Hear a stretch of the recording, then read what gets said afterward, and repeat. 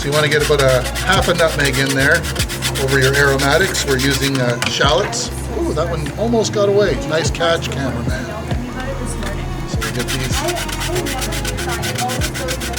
Fine, go ahead. Just give it a couple taps. Get the rest of the good stuff out of there. Get a little bit more. Ideally, you're doing this step on a microplane, but use what you got. This seems to be working quite well. Perfect. And then we've got a little bit of mace that came already ground.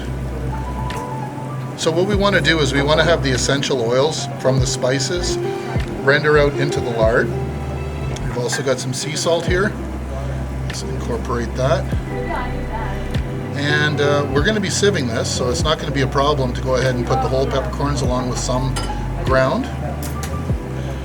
And this is a bit of curing salt. We'll measure that momentarily to make sure that we have the correct amount. Move that around low heat. You don't really want anything browning in this stage.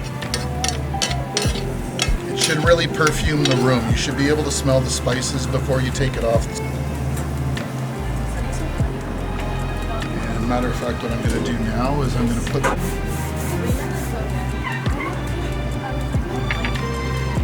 pour this through, let a little bit more of that fat render out of the lardon.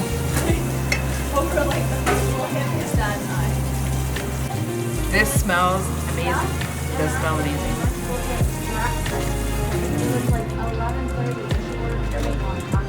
Paid for it, so you might as well get all the benefits. So there's what we're starting with. So we're going to get an accurate weight on that.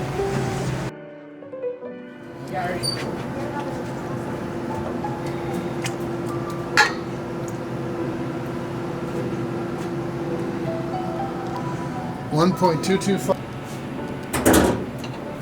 So the easiest way to do that, actually.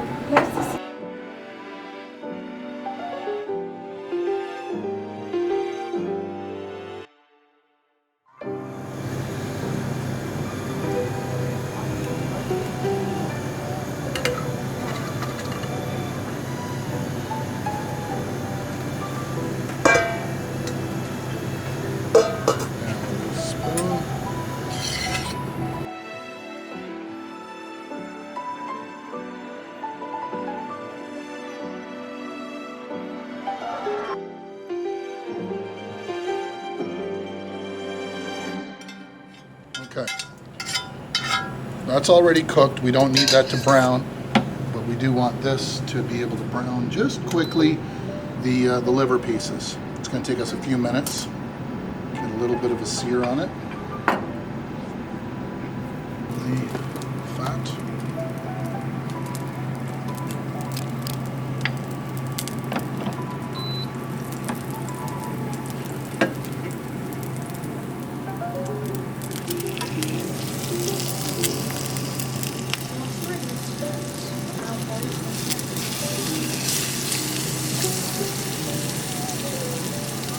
So one of the nice things about using the food processor and a sieve is, as you can see here, in this area, here and here, there's ventricles, or little pockets where blood travels, and we're going to want to omit those because right now they're tender, but when they're cooked, it can be a little bit tough. So we want to try to sieve those items out after we process them, and try to have a nice smooth texture in the pate when we're done.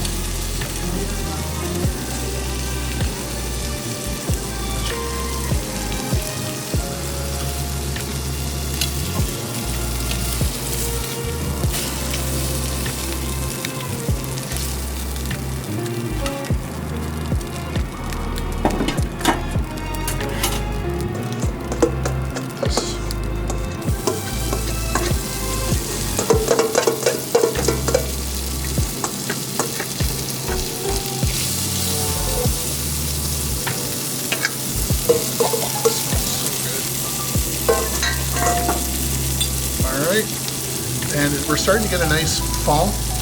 That's the glazing that happens in the pan. That's one of the reasons why we're not using non-stick. You put 2 ounces worth of brandy. Watch yourself, camera A. could flare up a little bit. Turn the heat off. And you can see how right away, just that bit of liquid and all of the foam, all of that flavor that's stuck to the bottom releases. This is called deglazing. And so we're going to pick up that depth of flavor into the aromatics so that when we put together this pate, it's going to have a lot of flavor. So we'll just let that sit for a bit. Might even be so bold as to put another ½ ounce. That was probably another ounce. Just to loosen it up. There we go. If only you had smell-o-vision.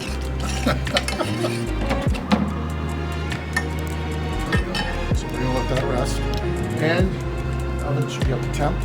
So we're gonna roast the stuff after we've sieved it. So we're gonna go into the food processor now, right here. And we're gonna be putting the raw and the cooked liver together, blitz it, add this in as well. And then we're gonna pass it through this right here and try to get it nice and smooth before going back into the oven to get to about medium rare. We're gonna notice the top of it. The pate will get like a sort of a grayish coloration on the top. And we're gonna wanna just check the temperature and make sure that we're hitting 145 for the liver. And pull it out, let it cool to room temp. And then we're gonna pass that through the sieve one final time with the lard and a bit of butter and put that into a mason jar. This is going to be pretty. I'll put probably about half of this in, and then take half of this. So why is it that you mix it? Because some of it I want it to be pan-seared for the purpose of incorporating the aromatics. Okay, so with the depth of flavor of having sautéed it, okay, without running the risk of having it overcook. Okay. So I want some to be done this way. When we introduce it into the oven, it's going to be as a puree, okay, inside the roasting pan, and it's going to be a much more predictable environment. Here you can imagine when I saute in the pan, that each and every piece is subject to, did I answer a phone call? Did I answer a text? Did I look the wrong way at the wrong time and leave it on 10 seconds too long? This is a nice way of controlling the cook. So we're going to be able to get the texture right, get the seasoning right, place it into a pan with an even thickness, and then let it bake for a precise amount of time. So it's just about having a replicatable result. We want to be able to do this again and have it taste as good.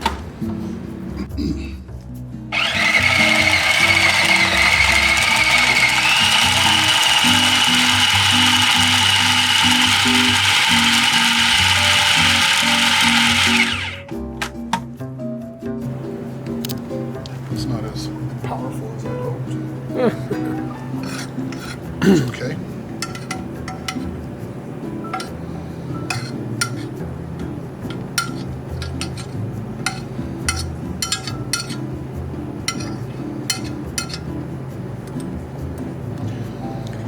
Some of this fat that we want.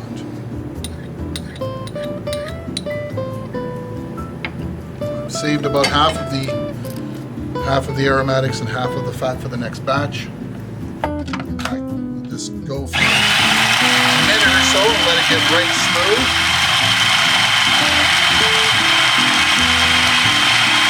Yeah, we're getting there.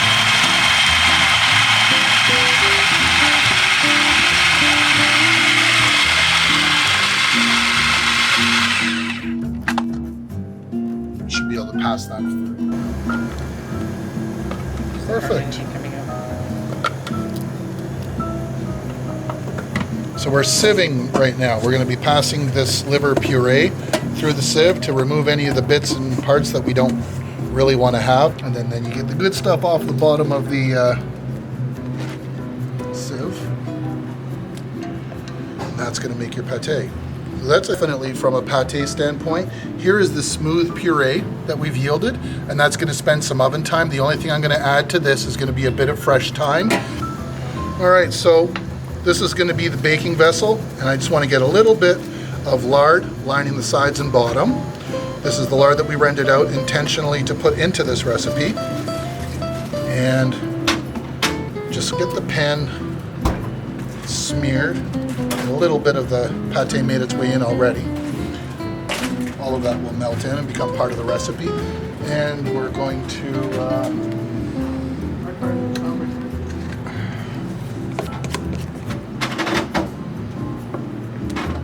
so at this stage, what's in here is probably only about 5% cooked, but we're going to take care of finishing this bit of fresh thyme.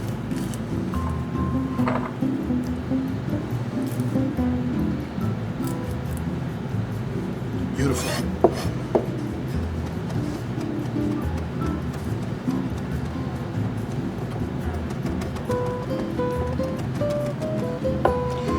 This here, I like this being throughout, sort of as a garnishing, so I'm not worried about having it add a small amount of texture. And at this point, it is nice to add just a bit more pepper. That should be it.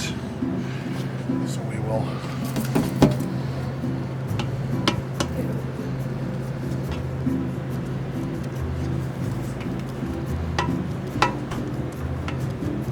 go.